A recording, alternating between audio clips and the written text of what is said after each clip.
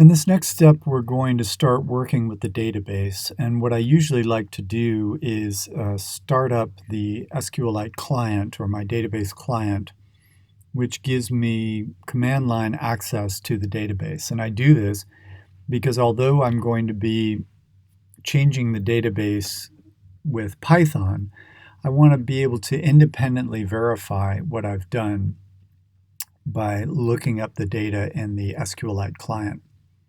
So in order to use the SQLite client, and I recommend you do this for the homework as well, we need to start it up, but we need to be sure we're in the correct directory for doing so. I can't emphasize this enough.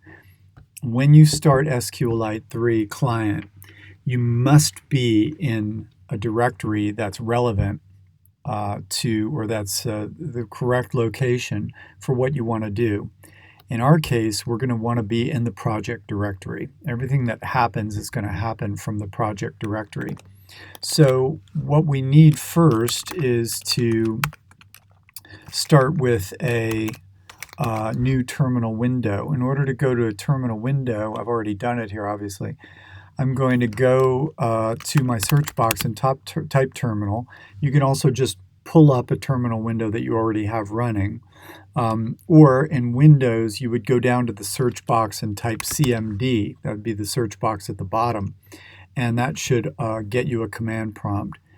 But whether or not you're opening a new terminal or command prompt window, we need to make sure that we start at home so that we can get our bearings.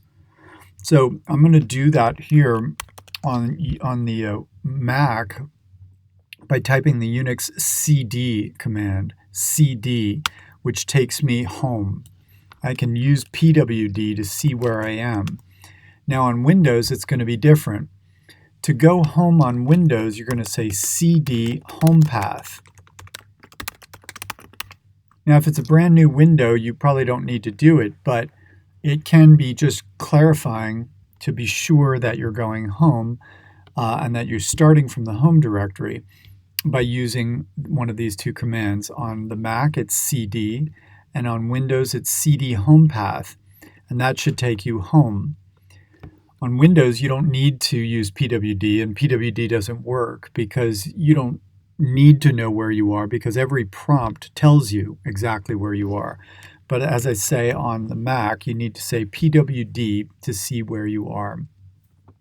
Once you're at home, we're now going to go into the Session 5 files directory, the one that we created for this project or that we unzipped for this project. Now I put mine on my desktop. You may have yours on your downloads directory. Whichever one it is, we want to cd into it. So you're either going to say cd desktop, or you may also say cd downloads, whichever directory it's in. I can, of course, go back to my Finder window and see where it is. I've got here my desktop. I also opened up the working files directory so I can see where it is. But from my desktop, there are my working files. And I can see that there is the data directory. I want to get into this one, the Session 5 working files folder.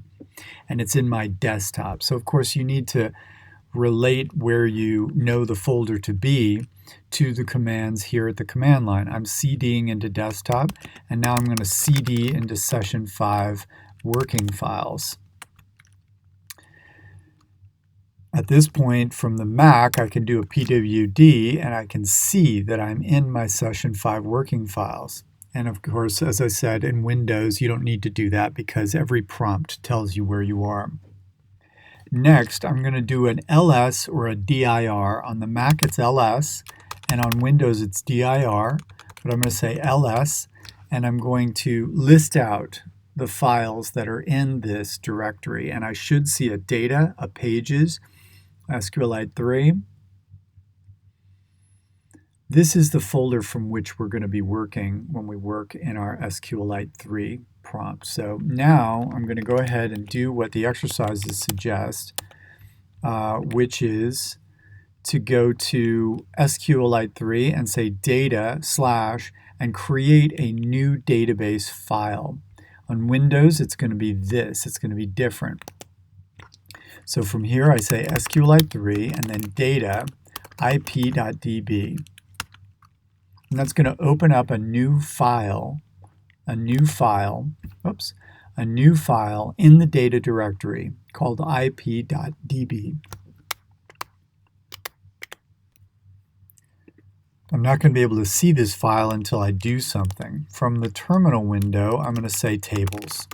Now, I won't see anything with tables. Tables shows the current tables, but we haven't even created anything yet. So I'm just really doing this because if I go back now to my folder, I should see in the data folder here ip.db, and I can also see that I just created it. Actually, I guess I created it a little earlier. But anyway, you should see that you just created it if this is the first time that you've accessed it. Now again, we want to be extremely clear that the file that we created is the one that's in that directory. I can even go back, as I think I mentioned in the exercises, I can delete this ip.db and then open it up again, say tables, because that's the only way it's going to show me a file, and go back and I should see it again, and now I can see this is my newly created file. Happens to be the same time as right now. It's 2:26 p.m. Perfect. That's exactly what I want to see. I want to see that my file is in my data directory and that the file that SQLite is looking at is the same file as the one that I just created. In other words, that by issuing these commands, I have created a file, and I've just confirmed that by deleting the file, repeating the commands, and seeing that they were created. The next thing I'm going to do is issue a couple of commands that will show me good output. I'm going to say mode columns and headers on. And that's just going to help me when I do select queries. It's going to show me my data in a more easy to read format.